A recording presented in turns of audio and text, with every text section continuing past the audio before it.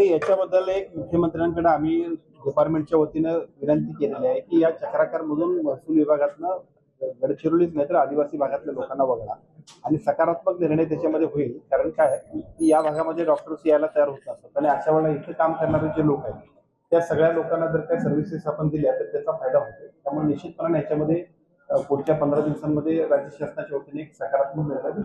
Sir, अधिवेशनामध्ये आपण असं म्हटलेलं होतं की 15 जानेवारीपर्यंत एनआरएचएमचे जे कर्मचारी आहेत त्यांचं प्लॅनिंग काय होईल त्याबद्दल काय? एनआरएचएमच्या कर्मचाऱ्यांच्या समावेशनाबद्दल ज्या पद्धतीनं शासनाने निर्णय घेतला, कॅबिनेटनं त्याच्यामध्ये मध्यंतरी सुद्धा एक सुधारणा करायची होती ती सुधारणा केली. विशेषतः राज्याचे मुख्यमंत्र्यांनी आणि दोन्ही उपमुख्यमंत्र्यांनी त्याच्यामध्ये खूप सकारात्मक अशा पद्धतीचा निर्णय घेतला. आता चीफ सेक्रेटरी CS साहेबांकडे याच्याबद्दलचा एकूण ती कामकाज कशा पद्धतीने करावं याच्या बैठका 2-3 झाल्या, अजून एक बैठक होईल आणि त्यानंतर प्रत्यक्ष त्याच्याबद्दलची कारवाई सुरू होईल. सर, गडचिरोली जिल्ह्यात पुष्कळ रिक्त पदे आहेत, यावर म्हणजे कोणती उपाययोजना आहे? आता आम्ही या राज्यामध्ये 1500 डॉक्टर्सची भरती आता होते, त्याची जाहिरात आज किंवा उद्या निघेल. या सगळ्या 1500 डॉक्टर्सपैकी सुद्धा प्राधान्यक्रमाने जे लोक आदिवासी भागात येतील त्यांना आम्ही प्राधान्य देणार आहोत. प्रमोशन्स जे आम्ही देतोय त्याच्यामध्ये सुद्धा या सगळ्या लोकांसाठी प्राधान्यक्रमाने देणार आहोत.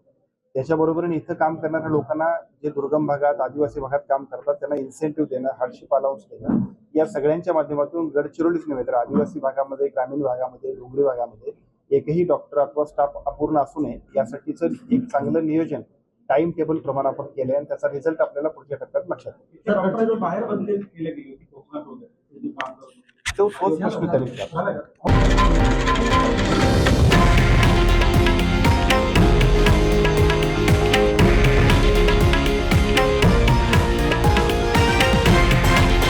हे आहे देशातील नंबर 1 न्यूज नेटवर्क आणि आपण पाहत आहात TV9 मराठी, एकमेव.